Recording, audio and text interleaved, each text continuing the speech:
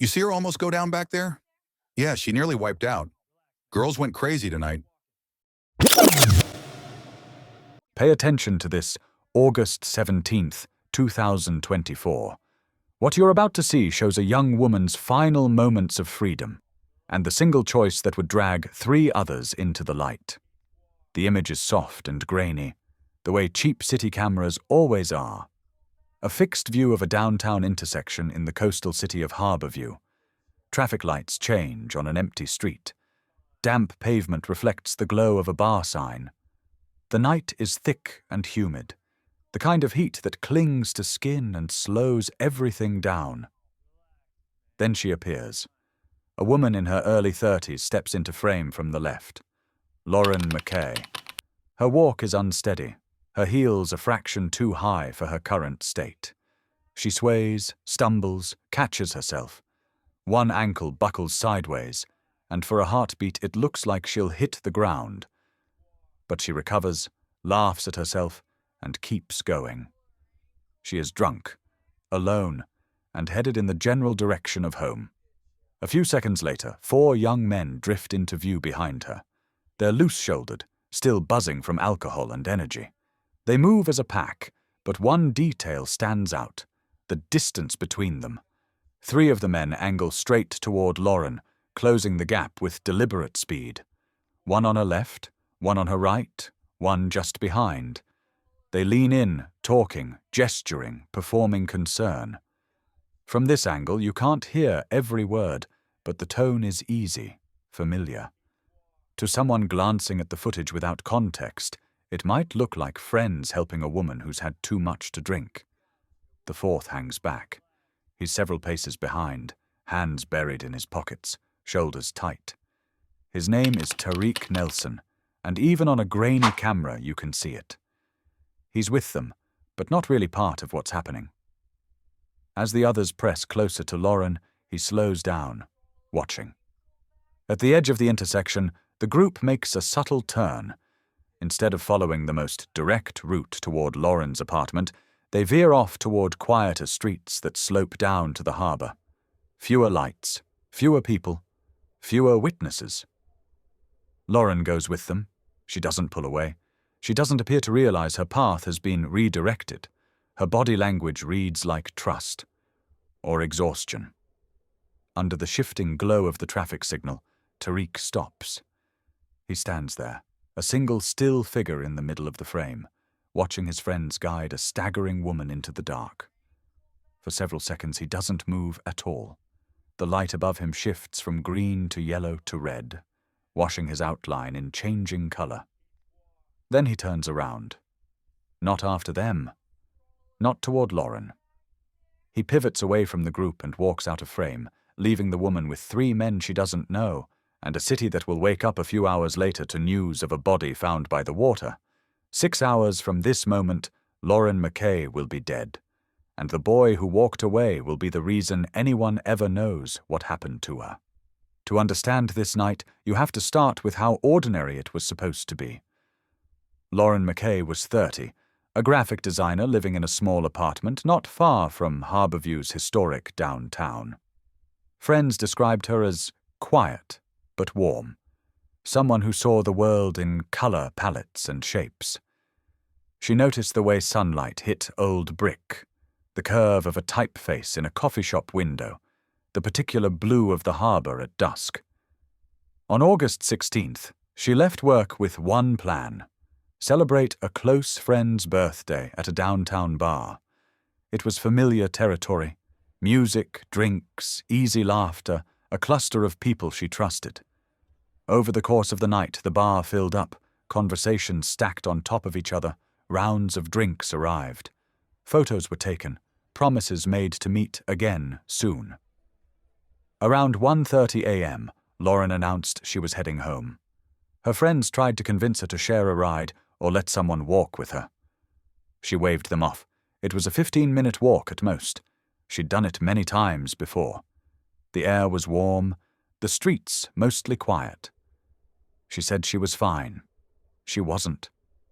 Lauren stepped into the humid night alone, her sense of safety built on past experience and the illusion that familiarity equals protection. 4 young men across town, another night was winding down.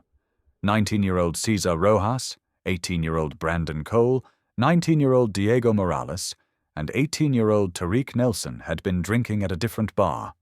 One of those places where being carded is more suggestion than policy. Shots were cheap, and the bravado that comes with youth and alcohol flowed freely. They weren't lifelong friends. Their connections were recent, woven out of mutual acquaintances, shared classes, and the gravitational pull of wanting to belong. Cesar was the loud one, always performing for whoever would watch. Brandon tended to follow his lead.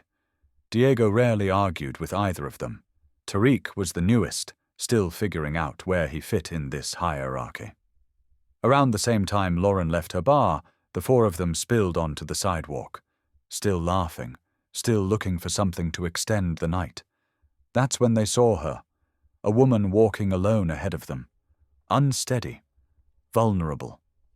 According to Tariq's later account, it started with comments about how drunk she was, how she could barely stand, how she shouldn't be walking by herself. Concern twisted quickly into something uglier, suggestions disguised as jokes, the idea of helping her home layered with implication. The 3 older boys picked up their pace. Tariq followed, but with dread settling into his stomach. He knew the way Cesar's tone changed when he saw an opportunity. He knew the way the others rarely said no. He didn't know how to stop it. The warning that came too soon, and too late. After the intersection, after the camera stopped seeing them, Tariq's fear finally outweighed his need to belong. A block away, a 24-hour convenience store glowed under harsh fluorescent lights, an island of brightness against the sleeping city. Tariq went inside. The hum of refrigerators filled the silence. A bored clerk glanced up and then back at his phone. Tariq asked him to call the police. When officers from the Herborview Police Department arrived around 2:14 a.m., they found a teenager who smelled of alcohol, talking too fast, struggling to line up his thoughts. He told them his friends had approached a very drunk woman, that they were walking her toward the waterfront, that he was afraid they were going to hurt her. He didn't know her name. He couldn't give an exact address. But he knew a place, an abandoned warehouse near the harbor where the group sometimes drank or smoked when they wanted to avoid attention. The officers took notes. They wrote down the location, the names he gave, a brief description of the woman. They took his contact information and told him he could go home. Somewhere in the system, the call was logged. The information was entered. But the sense of urgency, the idea that this might be a crime unfolding in real time, did not translate into immediate action. No one went to the warehouse. Not yet. Inside the warehouse. What happened inside that building in the hours that followed can't be seen on any camera. It can only be reconstructed from physical evidence and the conflicted confessions of 3 young men. The warehouse sat close to the water, a skeleton of rusted metal and cracked concrete. Windows were broken. Doors hung crooked on hinges. The smell of mold and salt hung in the air. It was the kind of place teenagers used because no one else wanted it. Cesar, Brandon, and Diego told Lauren they were taking a shortcut. That it was quieter this way. That they would get her home. She was drunk, disoriented, and trusting. Inside, the facade of protection fell away. Forensic reports later documented what she endured: a violent sexual assault, multiple attackers, a desperate struggle. At some point in that chaos, when Lauren fought back, when she made it clear she would report them, the assault turned into murder. The medical examiner would later estimate that she died between 2:30 a.m. and 4 a.m. Cause of death: asphyxiation. By the time the sky over Herborview began to lighten, 3 young men slipped out of the warehouse and back into their lives. Lauren never walked out at all. The city woke up. Commuters filled the roads. Joggers traced familiar paths along the harbor. Delivery trucks passed the derelict warehouse without slowing. The report from 2:14 a.m., a drunk woman, 3 men, a vague mention of an old building by the water, remained in the system, unattended. It wasn't until 7:52 a.m. that officers were finally dispatched to check the location Tariq had named. A morning supervisor reviewed outstanding calls, saw the notes, and sent a unit to clear it. They found a side door partially open. Inside, in the bluish light of early morning, they found Lauren Mckay. Her body lay on the cold concrete floor. Torn clothing, bruising, and the signs of a struggle told the story her voice never would. What had been a worrying report became a homicide investigation. Connecting the camera, the call, and the crime detectives didn't have to search long for their first lead. Tariq's earlier statement was now a roadmap, 3 names, and a location that matched the scene. When he returned to the station, his account took on new weight. He described the walk behind Lauren, the comments, the dread that built in his chest. He described stopping at the intersection, watching them turn toward the harbour, knowing something was wrong and not following. From there, investigators pulled surveillance from the streets around the bars and along the likely routes home. Piece by piece, they assembled a timeline. Lauren leaving the birthday bar alone. 4 young men trailing her. The group converging at the intersection. 3 men turning with her toward the waterfront. 1 turning away. Cesar, Brandon, and Diego were arrested before noon. 1 at home. 1 at a friend's apartment. 1 still asleep. In the forensic lab, evidence from Lauren's body and the warehouse floor was processed. DNA matched all 3 suspects. Shoe prints and fingerprints tied them to the scene. The story they told?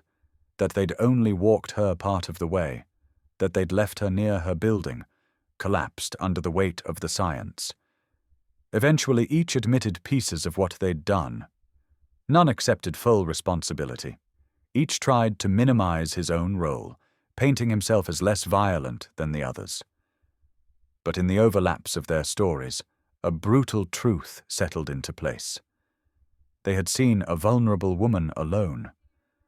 They had surrounded her under the guise of concern. They had led her into isolation. They had assaulted her. And when she fought back, they had killed her. The system on trial. As details of the case emerged, outrage in Herborview wasn't directed only at the 3 men charged with murder. People wanted to know why a warning given in the middle of the night went effectively unanswered. Tariq called for help at 2:14 a.m. The medical examiner believed Lauren was alive for at least another 16 minutes, maybe as long as nearly 2 hours after that. Officers didn't step into the warehouse until 7:52 a.m. Between those times, there was a window, uncertain, but real, in which she might have been found alive. The Herborview Police Department launched an internal review. On paper, the officers had followed procedure. They took a statement, logged a call, passed it along. But the review concluded that they had failed in a more fundamental way. By not treating the report as urgent when it involved an intoxicated woman, 3 unknown men, and a potential ongoing assault. Advocates raised another question.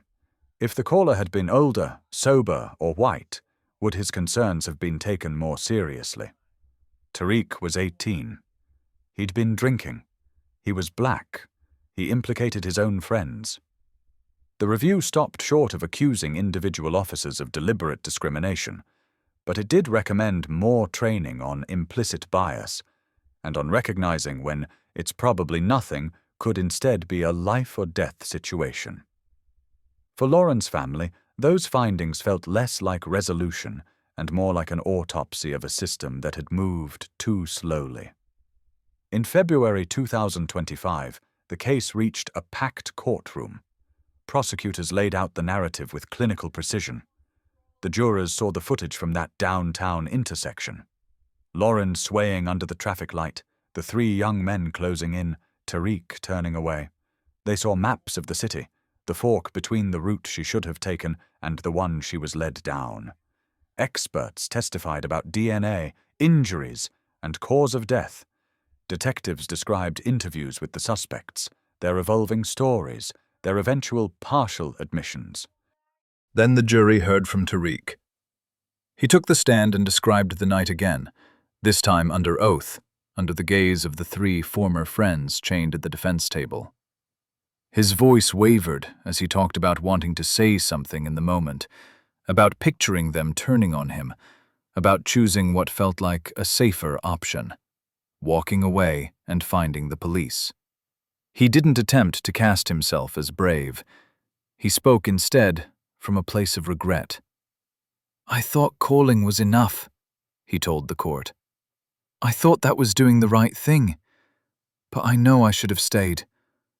I know I should have done more." Defense attorneys tried to distinguish their clients from one another, arguing about degrees of involvement, about panic versus intent, about who had done what precisely in that warehouse. But the law doesn't require a hierarchy when it comes to joint responsibility for a crime like this. The jury convicted Cesar Rojas, Brandon Cole, and Diego Morales of kidnapping, sexual assault, and first-degree murder. The judge sentenced each of them to life in prison without the possibility of parole. At sentencing, the courtroom felt suffocating, heavy with the awareness that no decision could restore what had been taken. Lauren's mother stepped to the podium. She spoke about a child who drew on every surface, who grew up to make a living from shapes and color. About birthdays they'd never celebrate, messages she'd never receive.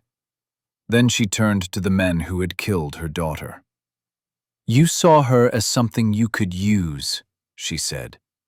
"She was scared and unsteady and alone, and you decided that meant she was yours." Finally, her gaze shifted to Tariq, sitting in the gallery. "You knew something was wrong," she told him. "You saw what your friends were doing. You walked away. You called the police, and you helped them catch the men who killed my daughter. I am grateful for that.